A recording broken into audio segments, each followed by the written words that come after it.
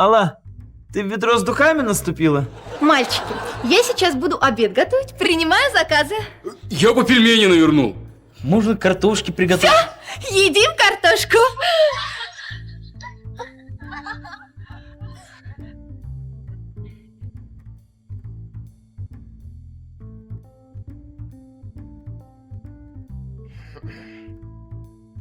О, пап, а ты что здесь делаешь?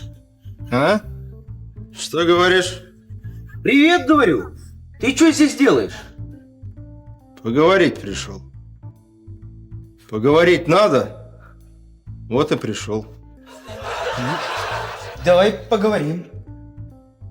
Да-да. Да-да. Да-да. Пап, пойдем? Поговорить! Поговорить надо.